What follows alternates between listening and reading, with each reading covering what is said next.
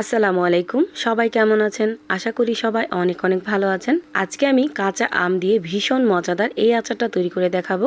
এই আচারটা তৈরি করতে হাতে গোনা 10 মিনিট সময় হলে কিন্তু তৈরি করে নিতে পারবেন। আর এই সময়টাতে এই আচারটা তৈরি করা যায়। পরবর্তীতে যখন আঠিটা অনেকটাই শক্ত হয়ে যায় তখন কিন্তু আর এই আচারটা তৈরি করা যায় না। এখন কথা না বাড়িয়ে দেখে নিই আমি কিভাবে এই আচারটা তৈরি করলাম। এই আচারটা তৈরি করার জন্য প্রথমে এখানে আমি কিছুটা পরিমাণ আম নিয়ে নিছি। আপনারা আমের পরিমাণটা বুঝে তারপর নিয়ে নেবেন, চাইলে কম বা বেশি নিতে পারেন। এখন একটা পিলারের সাহায্যে আমগুলো খুব ভালোভাবে ছিলে নিব, আর অবশ্যই খোসাটাকে খুব ভালোভাবে ছাড়িয়ে নেবেন যাতে করে সবুজ অংশটা না থাকে।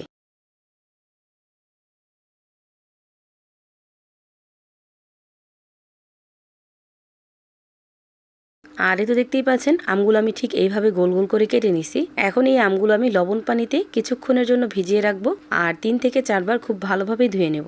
আগে থেকে আমি লবণটা এখানে দিয়ে রাখছিলাম, এই জন্য আর দেখানো হলো না।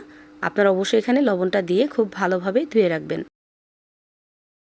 দেখতেই পাচ্ছেন ঠিক এইভাবে আমি আমগুলো কেটে ভালোভাবে ধুয়ে নিছি। এখন এখানে দিয়ে দিব আমি 1 কাপ পরিমাণ চিনি, দিয়ে দিলাম হাফ চামচ পরিমাণ লবণ। এখন সব কিছু খুব ভালোভাবে মিশিয়ে ঢাকনা লাগিয়ে ঢেকে রেখে দেব আধ ঘন্টার জন্য। আর এই আধ ঘন্টায় কিন্তু চিনিটা খুব ভালোভাবে গলে যাবে আর আমটাও কিন্তু খুব ভালোভাবে শক্ত হয়ে যাবে। আর এই তো দেখতেই পাচ্ছেন চিনিটা কিন্তু খুব ভালোভাবে গলে গেছে। এখন আমি এই আচারটা তৈরি করতে চলে যাব। এজন্য একটা ফ্রাই প্যানে আমি সবটুকু আম এখানে দিয়ে দিলাম। এখন চুলাটাকে মিডিয়ামে রেখে যতক্ষণ পর্যন্ত এই আমটা সেদ্ধ না হচ্ছে ততক্ষণ পর্যন্ত আমি রান্না করে নেব। আর এই আমটা কিন্তু এখন গলে যাবে না, যেহেতু আমি চিনিতে ভিজিয়ে রাখছিলাম। আমটা যদি চিনিতে ভিজিয়ে না রাখতেন তাহলে কিন্তু আমটা গলে যেত। প্রায় 5 মিনিট রান্না করার পর আমটা কিন্তু যথেষ্ট পরিমাণ সেদ্ধ হয়ে গেছে আর শিরাটাও কিন্তু অনেকটা কমে গেছে। এই পর্যায়ে এসে এখানে আমি দিয়ে দিব হাফ চামচ পরিমাণ 5 ফোড়নের গুঁড়া। 5 ফোড়নটাকে আমি শুকনো কলায় ভেজে তারপর গুঁড়ো করে রাখছি। আর হাফ চামচ পরিমাণ দিয়ে দিলাম চিলি ফ্লেক্স। আপনারা ঝালের পরিমাণটা বুঝে তারপর দিয়ে দিবেন।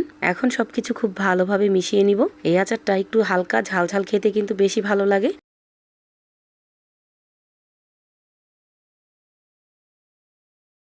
এখানে আমি 2 ফোঁটার মতো অরেঞ্জ ফুড কালার দিয়ে দিলাম। এটা একেবারে অপশনাল, চাইলে দিতে পারেন, না দিলেও কোনো সমস্যা নাই। শুধুমাত্র দেখার সৌন্দর্যের জন্য এই ফুড কালারটা আমি এখানে ব্যবহার করলাম। এখন ততক্ষণ পর্যন্ত রান্না করব যতক্ষণ পর্যন্ত এই চিনির শিরাটা খুব ভালোভাবে আমের সাথে মিক্স হয়ে না যাচ্ছে।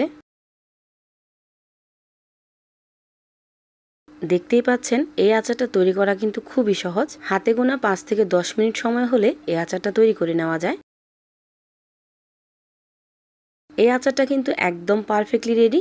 এখন ঠান্ডা করে নামিয়ে নিব। আমি একদম কম করে তৈরি করছি, আপনারা চাইলে আরেকটু বেশি করে তৈরি করতে পারেন। এই আচারটা চুলা থেকে নামানোর আগেই কিন্তু শেষ হয়ে যাবে, কিন্তু এই আচারটা তৈরি করার দ্বিতীয় দিন আচারের টেস্টটা কিন্তু বেশি ভালো আসে। কাঁচা আমের এই আচারের রেসিপিটা আপনাদের কাছে কেমন লাগছে অবশ্যই কমেন্ট করে জানাবেন। সবাই ভালো থাকবেন, সুস্থ থাকবেন। আল্লাহ হাফেজ।